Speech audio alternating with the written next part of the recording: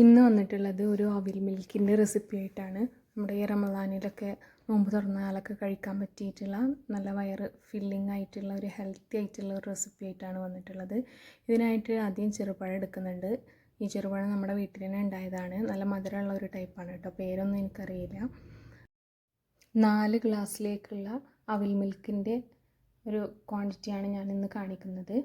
ഇതിനായിട്ട് ഒരു 6 ചെറുപഴം തൊലി കളഞ്ഞ് ഒരു മിക്സിയുടെ ജാറിലേക്ക് എടുത്തിട്ടുണ്ട്. ഇതിലേക്ക് എടുക്കുന്നത് നല്ല തണുത്ത കട്ട പാലാണ്. ഇതിലേക്ക് ഇനി എക്സ്ട്രാ വെള്ളമൊന്നും ആഡ് ചെയ്യേണ്ട ആവശ്യമില്ല. ഈ പാലും ഈ പഴവും കൂടിയിട്ട് നന്നായിട്ടൊന്ന് മിക്സിയിൽ അടിച്ചെടുത്തിട്ട് വരാം.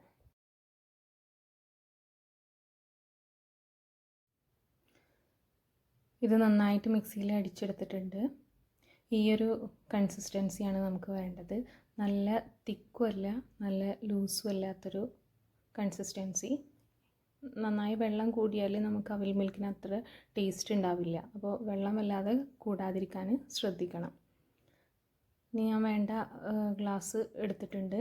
ഇതിലേക്ക് ആദ്യം ഈ പഴവും പാലും കൂടിയിട്ടുള്ള ഈ മിക്സ് ഒരു കാഭാഗം വരെ ഒഴിച്ചു കൊടുക്കുന്നുണ്ട്. ഇത് നമ്മുടെ ഇഷ്ടത്തിനനുസരിച്ചിട്ട് നമുക്ക് സെറ്റ് ചെയ്യാം. ചേർക്കുന്നത് അവിലാണ്. അവിൽ ഒരു പാൻ എടുത്തിട്ട് അതിൽ നന്നായി റോസ്റ്റ് ചെയ്തെടുത്തതാണ്. ഇത് വേണമെങ്കിൽ എണ്ണയിലിട്ട് പൊരിച്ചിട്ടും എടുക്കാം. പക്ഷെ കുറച്ചും കൂടി ഹെൽത്തി ആയിട്ട് നോക്കുമ്പോൾ എണ്ണ ഒഴിവാക്കിയിട്ട് ഞാൻ ഇതൊരു പാനിലിട്ടിട്ട് ചെറുതായിട്ടൊന്ന് റോസ്റ്റ് ചെയ്തെടുത്തതാണ്. അതിനുശേഷം വറുത്ത നിലക്കടലയാണ് എടുക്കുന്നത്.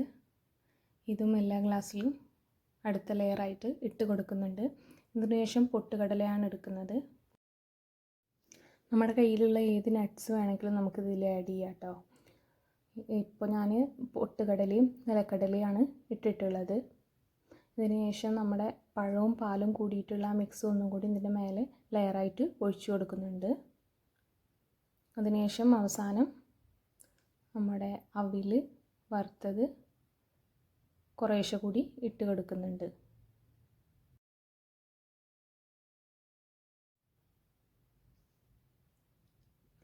ഇതിന് പകരം നിങ്ങൾക്ക് വേണമെങ്കിൽ ഐസ്ക്രീം ആഡ് ചെയ്യാം. അതാണ് ഒന്നും കൂടി ടേസ്റ്റ്. പക്ഷേ ഞാൻ ഒന്നും കൂടി ഹെൽത്തി ആയിക്കോട്ടെ എന്ന് വെച്ചിട്ട് ഈ പഴവും പാലും കൂടിയിട്ടുള്ള ഈ മിക്സാണ് ഞാൻ ചേർക്കുന്നത്. ഇതിനുശേഷം കുറച്ച് കാഷ്യൂ നട്ട് ചെറിയ കഷ്ണങ്ങളാക്കിയിട്ട് അതും കൂടി ഇട്ടിട്ടുണ്ട്. നിങ്ങളിത് വേറെ നട്ട്സ് ഉണ്ടെങ്കിൽ അത് ആഡ് ചെയ്യാം, ഒരു കുഴപ്പമില്ല. അവസാനം ഞാൻ കുറച്ച് ഷുഗർ സിറപ്പ് ഒഴിച്ചിട്ട് ഡെക്കറേറ്റ് ചെയ്യുന്നുണ്ട്. ഇത് വേണമെങ്കിൽ നിങ്ങൾക്ക് ഒഴിവാക്കാം. ഞാൻ ഫോട്ടോ എടുക്കുമ്പോൾ ഒരു ഭംഗിക്ക് വേണ്ടി മാത്രം ആഡ് ചെയ്തതാണ്.